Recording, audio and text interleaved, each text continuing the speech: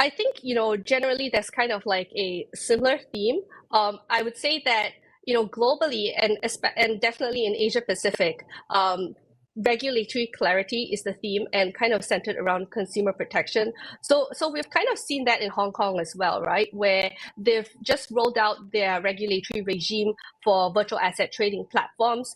And it is actually setting a bar very, very high. In fact, I think one of the top executives said that if you want to, operate a non-compliant or loosely regulated virtual asset business, then this is not the place. That is not the kind of crypto hub that they're trying to create. But at the same time, just like Singapore, there are like initiatives experimenting in tokenization, CBDCs and e-Hong Kong dollar in collaboration with the industry. Hong Kong also issued its first tokenized green bond.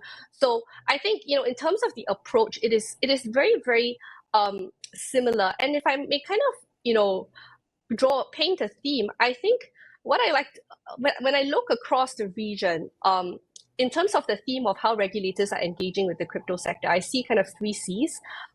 One of them is not crypto. So it's about clarity, where they're trying to provide regulatory clarity in terms of articulating specific regulatory frameworks for crypto.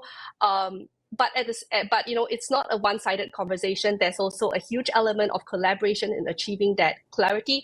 There's a consultative feedback loop, and this kind of feeds into my 3rd C, which is calibration, where the regulators are kind of listening to what the industry has to say, and they're using that to calibrate their own requirements. I mean, they may not always agree, but I think it is very well known to everyone in the ecosystem that there is kind of these feedback loops in the various Asia Pacific jurisdictions.